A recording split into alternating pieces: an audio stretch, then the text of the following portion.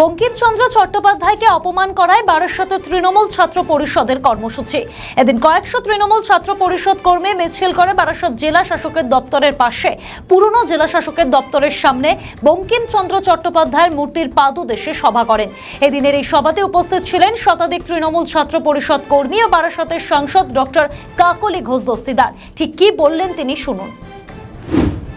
বলেছেন যে বঙ্কিমচন্দ্রের স্মৃতিসৌধ স্মৃতি বিজড়িত এই যে বঙ্কিম ভিলা উপেক্ষিত এবং ভুতুরে বাড়ি হয়ে পড়ে আছি, এটার কি কোনো সংশোধন বা সংস্কার কি হওয়া সম্ভব?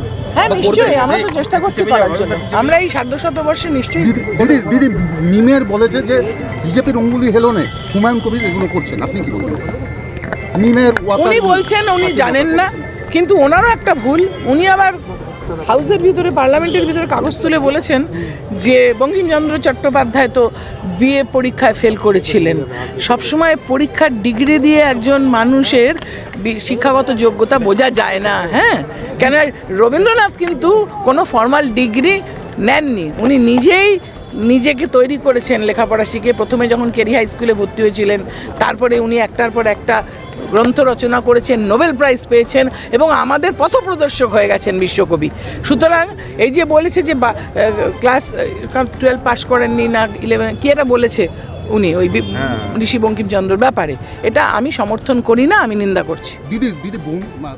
আমাদের ভিডিও ভালো লাগলে লাইক ও শেয়ার করুন, কমেন্ট সেকশনে আপনাদের মতামত জানান।